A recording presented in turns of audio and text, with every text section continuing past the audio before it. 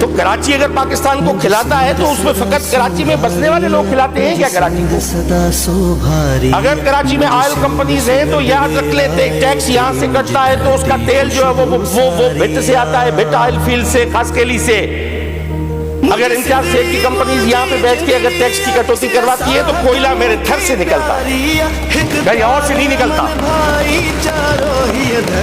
कराची में कौन सी कपास होती है जो अगर थायोडान पे और टॉलस्टान जो हमारी दवाएं हैं जो हम जो स्प्रे करते हैं कपास की फसलों पे, कराची में कौन सी फसल उगती है जहाँ पे ये स्प्रे होती है? स्प्रे तो मेरी उमरकोट में और गड़ी यासीन और नवाबशाह में होता है। टैक्स अगर कराची से कटता है तो क्या मकसद? ये चीजें कराची में बनती है क्या? We are the part of this. Do not disintegrate Karachi from Sindh.